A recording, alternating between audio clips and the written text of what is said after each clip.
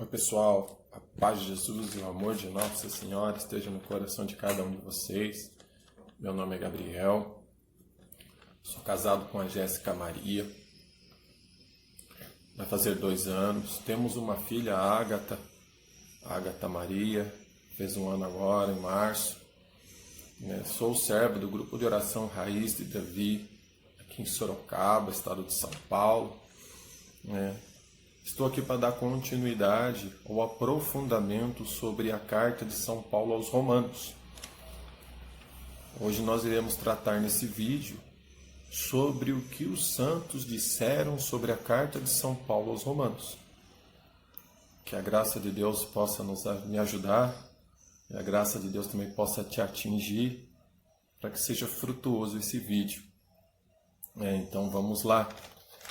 Um santo que se debruçou muito sobre a carta de São Paulo aos Romanos, Santo Agostinho, esse doutor.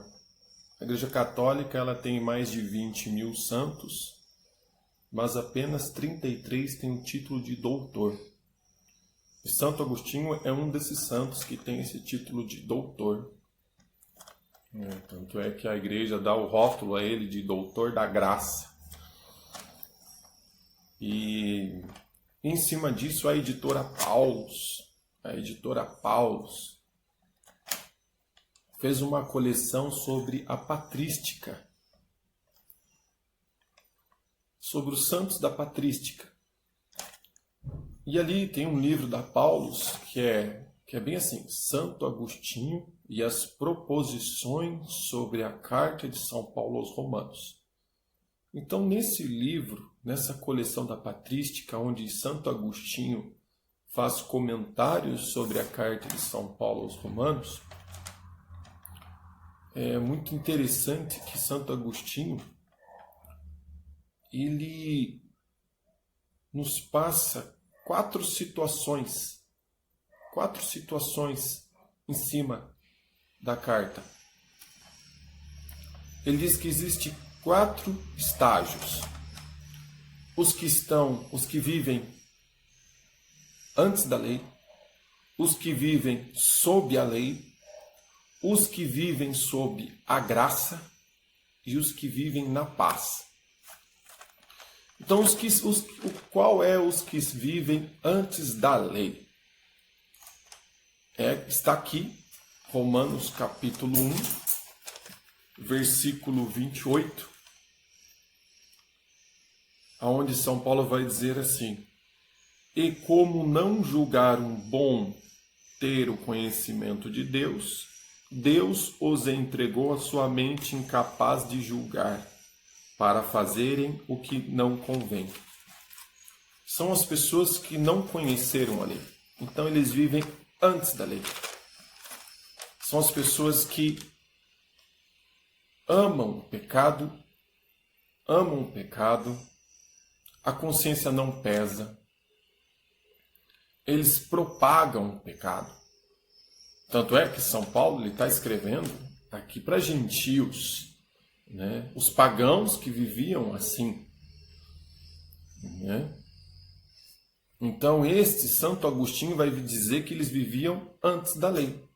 Porque eles cultuavam deuses, estátuas, viviam em orgias, cultuavam a deusa do sexo, viviam nas depravações e amavam e aprovavam o pecado.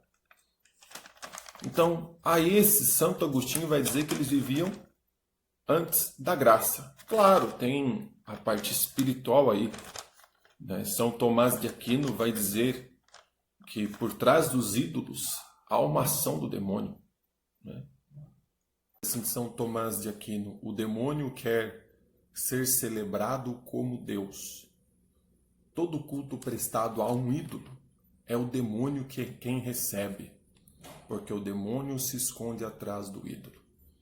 Então aqui, a esses que São Paulo direciona, a esses pagãos e gentios, Santo Agostinho vai dizer que eles viviam antes da lei, entregue aos prazeres. Aí vem o segundo tipo, passando agora para o segundo tipo, segundo exemplo que Santo Agostinho nos dá, são os que vivem sob a lei. Quem são esses que vivem sob a lei? São os judeus, que são conhecedores da lei. Mas tem um porém. Santo Agostinho vai dizer que eles conhecem a lei, têm entendimento da lei, até têm uma reta intenção de cumprir a lei, até faz um certo esforço, mas não conseguem, porque são fracos. Tanto é que vai dizer aqui em Romanos 2, né? Romanos 2,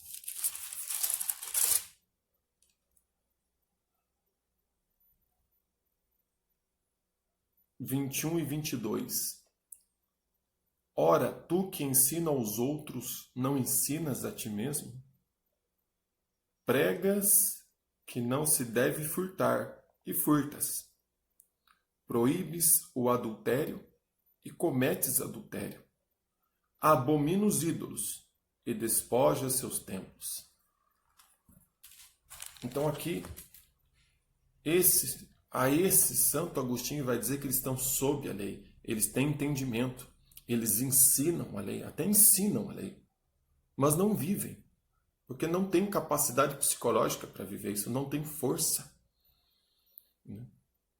Então aqui o apóstolo dirige a esses dois públicos, os gentios e aqui também aos judeus que estão sob a lei. Partindo agora para o terceiro exemplo que Santo Agostinho cita no livro da editora Paulus, né, que coleta os escritos de Santo Agostinho sobre Romanos, vai dizer o terceiro estágio, que são as pessoas que estão sob a graça.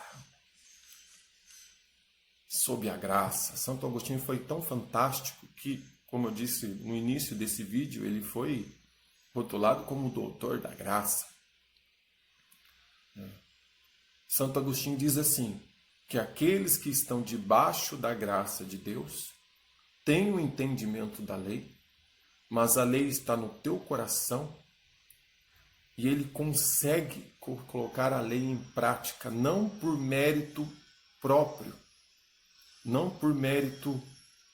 repito, mas sim pelo mérito da graça de Deus que o ajuda a praticar a lei. Veja a diferença dos que estão sob a lei e dos que estão sob a graça.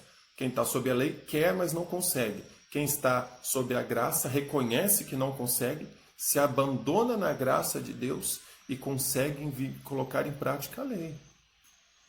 De uma forma livre, tem a opção de poder escolher. Claro, da onde, né, é bonito que Santo Agostinho diz, da onde que vem essa graça? Provém da fé na salvação e na justificação de Jesus. Né? Provém da fé e na salvação de Jesus. Tanto é que Santo Agostinho vai dizer que, tem uma frase muito bonita de Santo Agostinho, olha que interessante. Às vezes a pessoa para e pensa, eu não sou capaz, eu tenho desvios de caráter, é impossível, eu não sou bom. Mas olha o que Santo Agostinho vai dizer. Deus não elege os que agem bem, mas antes os que nele creem, para levá-los a agir bem.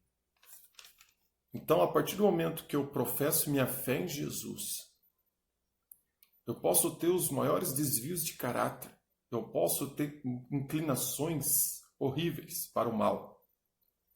Mas a partir do momento em que eu acredito em Jesus, através da fé, vai vendo? Através da fé, Deus me leva a agir bem. Veja que interessante.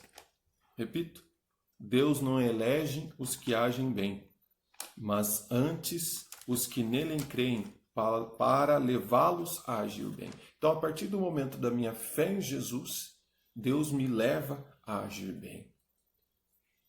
Claro, depende de como A da minha fé. Na capacidade de acreditar que Deus pode dar a graça para que eu não viva sob a lei. Santo Agostinho ele continua. Uma frase muito bonita dele, dando sequência nessa linha. Ele diz assim: o vaso da fé, levado à fonte da graça, será enchida de acordo com a sua capacidade. Eu tenho que me apresentar diante da fonte da graça, que é Deus, com um vaso enorme de fé. E Ele, que é fonte da graça inesgotável, vai enchê-la conforme a capacidade do meu vaso. Se eu vou com um vaso pequenininho de fé diante de Deus, Ele vai abastecer ali. Agora, se eu vou com um vaso enorme, o vaso da fé grande, que Deus é capaz de me abastecer, Ele que é fonte da graça, aí vai dizer aqui, Ele vai encher segundo a sua capacidade. Então, a partir disso, a graça vem através da fé. E aí eu começo a agir bem, não por mérito meu, mas por mérito de Deus. Claro, tem o meu esforço, mas é muito mais mérito de Deus que opera em mim. E ele continua, não é à toa que ele é o doutor da graça. Ele diz assim: a lei foi dada para que procure a graça, e a graça é dada para que se cumpra a lei. Olha que bonito. Muito bonito. Outra frase também de Santo Agostinho: não podem os homens fazer bem algum, quer por pensamentos, quer por palavras ou obra, sem a graça. Ele está dizendo que não tem como nada, nenhuma ação minha ser boa sem a graça de Deus. Muito interessante essa linha. Outra frase muito profunda de Santo Agostinho: como os olhos não podem ver sem a luz, assim o homem também não pode fazer o bem sem a graça. Eu e você, para poder enxergar bem, por mais que estejamos com os olhos abertos, se tiver num local escuro, nós não vamos enxergar. Precisamos da claridade. Seja luz natural, seja luz artificial, mas precisamos da luz para poder enxergar. Santo Agostinho faz essa analogia, da mesma forma que o meu olho aberto depende de qualquer tipo de luz para poder enxergar, eu, para fazer o bem, dependo totalmente da graça. Porque Santo Agostinho, ele reconhece isso a partir de que ponto? Da sua conversão. Agostinho, ele se converte lendo Romanos. Ele ali, quando lê Romanos 13:13, ele estava num conflito interno, buscando a verdade.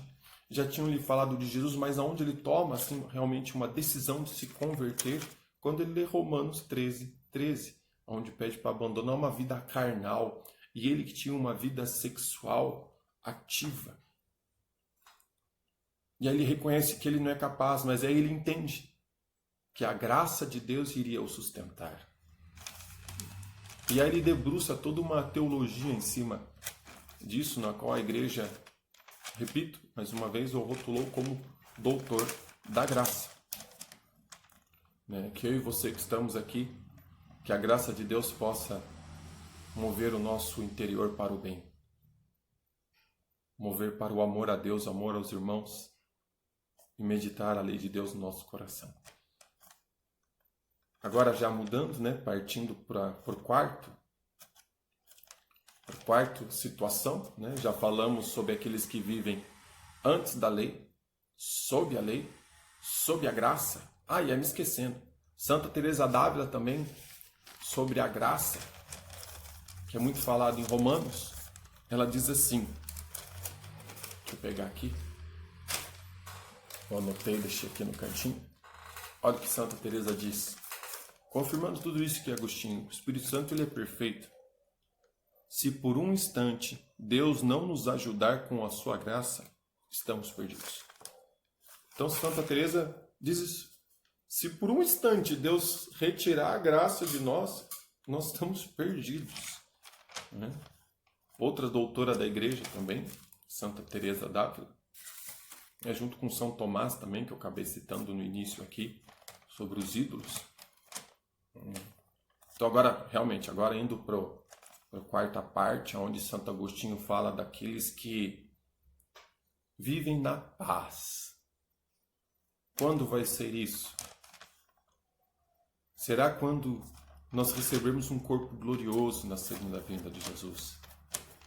Será um corpo na paz. Por quê? Porque será um corpo que já não haverá mais a inclinação para o mal. Não haverá mais necessidade, claro, sempre a graça de Deus, mas eu não preciso mais, como nessa vida terrena, eu tenho que buscar a graça de Deus para vencer as minhas más inclinações. Não, não. Na segunda vinda de Jesus, Santo Agostinho vai dizer que estaremos na paz, que é o nosso corpo, um corpo glorioso que não tem mais más inclinações. E aqueles que buscaram a graça de Deus serão premiados com isso. Fantástico essa linha de Santo Agostinho. Fantástico. Iremos contemplar Deus face a face, sem o pecado nos puxar, sem precisar combater o bom combate, né? E eu acho que São Tomás de Aquino diz, para aqueles que buscaram a graça o tempo todo aqui, ele diz que Deus não pode aparecer para nós hoje. Se a Santíssima Trindade aparecer para nós em plenitude, eu e você perdemos o livre-arbítrio. Porque Deus é a coisa mais atraente que tem. Se Deus aparecer aqui agora, eu e você perdemos o livre-arbítrio, porque eu e você só iremos querer saber de Deus. Porque Deus vai ser a resposta para o meu anseio, a resposta para o meu ser. E isso nós vamos contemplar, como diz Santo Agostinho, na paz, na eternidade. Deus está dando tempo para nós optar por Ele. Ele derrama a tua graça para que nós possamos optar por Ele em vida, para que na eternidade possamos estar nesse estado que Santo Agostinho vai dizer, na paz, realizados na presença de Deus. Então aqui concluímos essas 4 linhas de Santo Agostinho, muito belas, muito bem explicadas. Ele também dá continuidade, né? Ele diz que tudo isso, né, só é possível sobre a ação do Espírito Santo. Lá em Romanos, capítulo 8, onde vai falar sobre a vida no Espírito, que toda essa graça depende da ação do Espírito Santo.